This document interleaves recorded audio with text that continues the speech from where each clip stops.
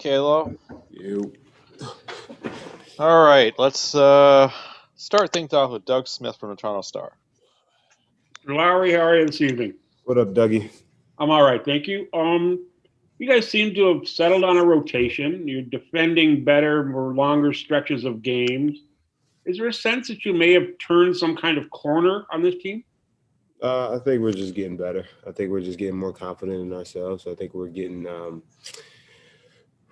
more comfortable with what we're trying to do offensively and defensively. I think we still have lulls where we could be better, but I feel like we're just kind of just playing a little bit more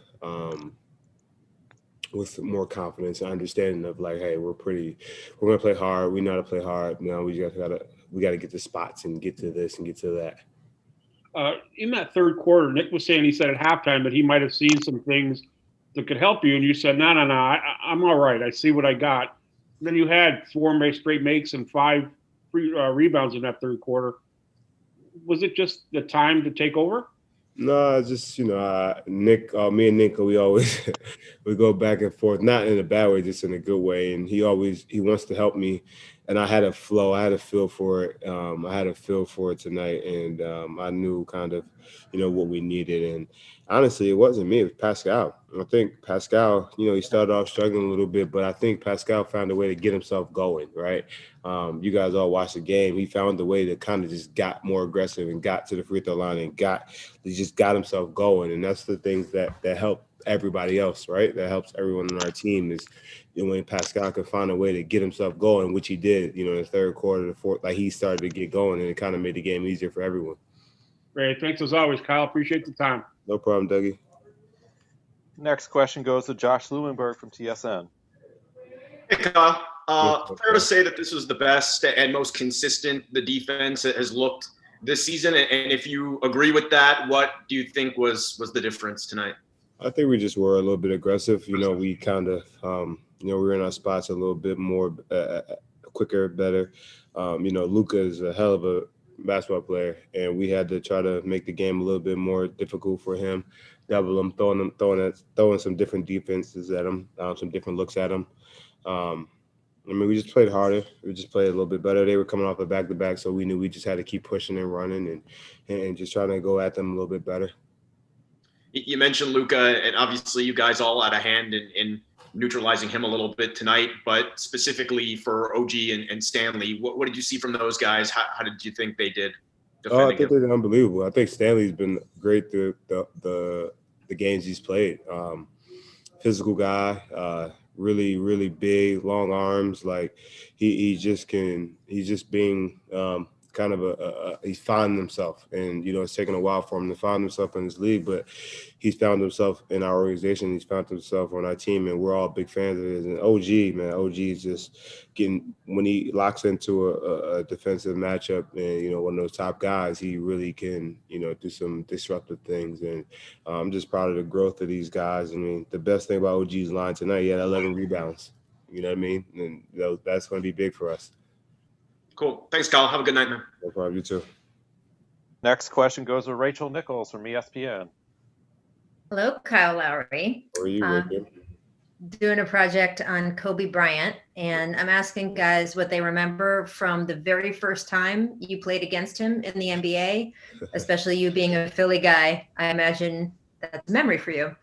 Yeah. The first time I ever got actually playing against him, I watched him my first year because I was hurt the game. I think I was hurt my rookie year. He was on this 60-point stretch where he gave us 60 and all that stuff. And then I still was in awe. But the time I actually got on the floor to play against him, and I think I'm a pretty physical defender and all that stuff. And I'm a young pup. And I could tell you he beat the living shit out of me without even having the ball. That is just how he played the game, and he was way more physical on offense than defense, and that was his thing. He would beat you up before he even got the ball. He was going to get to the spot. He was going to throw elbows. He was going to push you off. He was going to get to where you need to and run through you however it took. And the referees just was like, I don't see nothing. But that was just his game, and it'll never be another guy like that. Did he say anything to you on the court that you remember? Yeah, he called me young boy. And anybody from Philadelphia who know that he said young boy, it was like, you know who I am? And that's as simple as that. Thank you. Going to go next to Michael Grange from Sportsnet. Hey, Kyle. Since Rachel brought it up, what do you think Kobe's example means to? I mean, you had the fortune of playing against him, but what do you think his example as a person, business person, athlete, parent, has meant? And obviously, it's kind of resonated because he's passed away. But what do you think it means to the NBA now and players coming up? No, I think who he was, kind of the Mamba mentality, right? Everyone, that's something that is now like a thing. Like it's been a thing for a while. The way he approached the game of basketball, the way he approached, life in general, right? He's seen as he's gotten older, he got more just involved in things and kind of being more open. His daughters got older, his family got, grew more, and he started to be a little bit more like just, understand that he's Kobe Bryant and everyone's looking at him, right? As younger years, and all he was focused on was being him, being the best basketball player he could be. And that's why he got to that point where he was one of the greatest to ever play the basketball game.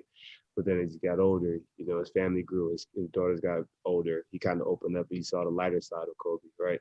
And then on the business aspect of who he was as an individual, he put himself, he involved himself into things that he believed in, his drinks and his shoes and everything that he kind of created and wanted to be a part of. And that was the biggest thing for, I think that's what people see, right? And think about it, right? Everybody wears low tops. And I remember when Kobe first started wearing, he was like the first guy to start doing it. And everybody's like,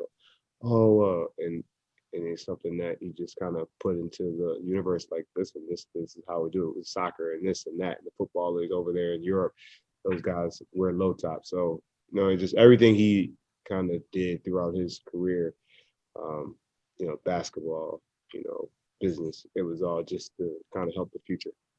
Do you think, if you don't mind me following up, is it that maybe a seriousness that playing in the league, not that, look, I mean, most guys understand the privilege of it, but do you think to have the best player, one of the best players of his generation, approach everything as seriously as he did, that's a pretty powerful example for guys to come up under. Yeah, I mean, think about it. He basically was like, I'm gonna be the best basketball player I can be, no matter what. I'll worry about the other things secondhand. But right now, all I care about is being the best basketball player I can be. And his brand got built through basketball. Right, he was the best basketball player, so his brand got better and built bigger.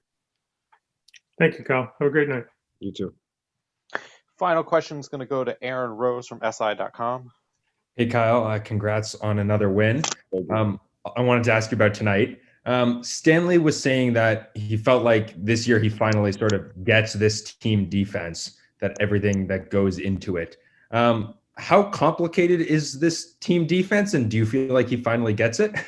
Like I said, Stanley's starting to come into his own a little bit, right? I think Stanley's just kind of found himself, right? It took him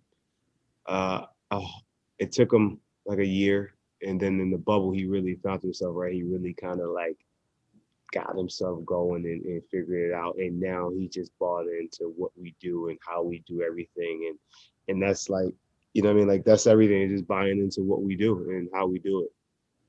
Do you think that, but for some of the new guys here as well, it takes a little while to get a feel for Yeah, it? I mean, because we do things our way. We work hard. We work extremely hard on what we do and how we move and how we operate. Everything is a hard working thing, and there's no real days off. We go out there and we become the best basketball players and best team we can be. Awesome. Thank you, Kyle. No problem, fellas. Ladies and gentlemen, have a good night. See you, Kalo.